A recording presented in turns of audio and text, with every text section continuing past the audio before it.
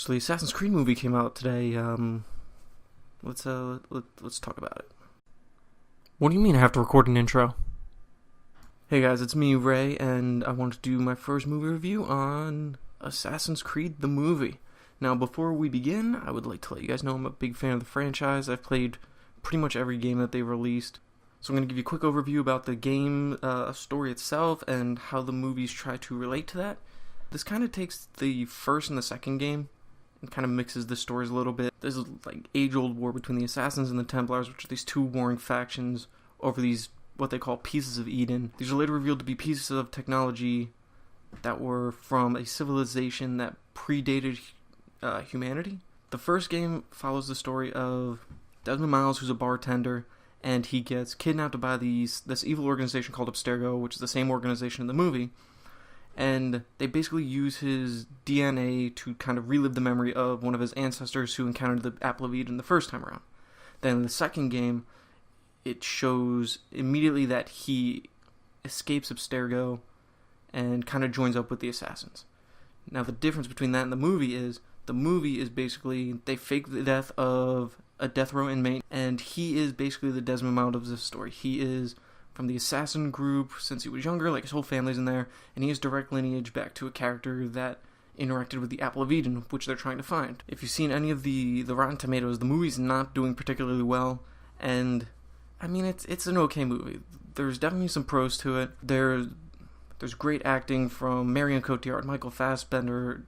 I like Jeremy Irons. He doesn't really do too much, but he's Jeremy Irons. The supporting cast as well does a pretty good job of acting. There wasn't really any weak links that I could see. They definitely did a great job of translating the game to movie as far as stylization, tone, visuals. All that stuff was really, I felt, spot on as someone who really likes the games. Also, the fight choreography was really well done when the Assassins are fighting people in both the past and in the present. They did do a great job of explaining some of the concepts that are present in the games.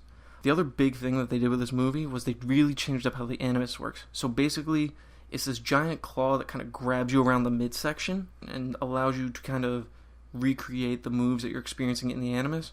But they added another feature which they kind of kept out of the trailers and everything, where they have these projectors going completely around. So I'm not sure if Callum Lynch, played by Michael Fassbender, is able to see everything going on like in his mind, kind of like how it is in the games, or if these projections are actually projecting everything for him to interact with.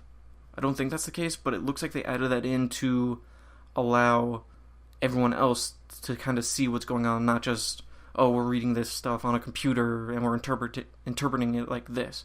They actually have kind of ghostly figures that warp around Callum Lynch and interact with him in a way, and I thought that was actually really cool. And they really did a great job of explaining the bleeding effect and showing a different way that kind of works. There is a really big risk to overexposure and kind of wearing yourself out. They hinted at that in the games, but it wasn't shown to this extent, I don't believe. Where it does damage your body, it can cause mental breakdowns, all sorts of stuff. And now we're going to go on to the negatives, because unfortunately there's a lot of them, because it's a video game movie, and it's kind of, like I said, it's an okay film. There were really some poor editing choices, I thought. Right off the bat, there's a scene in the beginning where they show Michael Fassbender as a kid in the movie, and for some reason he's jumping off, I think it's like a shipping container, or no, he's jumping off a roof onto like another roof with his bike, and he misses, and he eats it, and it makes it seem like he's damaged his bike, but nothing happens, and then he rides his bike back to town, and that's kind of where that scene should have started. It just felt like an unneeded thing, and there's a couple of scenes like that. Another area where these editing issues came into play was during the fight scenes. For some dumb reason, they have it where whenever there's a fight or any sort of action going on, and you're in the past, you're in like, I think it's the 15th century Spain, they'll show all this cool stuff, like Angular is the assassin in this one. He's a completely original character, but they have him doing his fight choreography, which is, like I said, really good. But then they'll just randomly cut to Michael Fassbender in the Animus doing the same moves.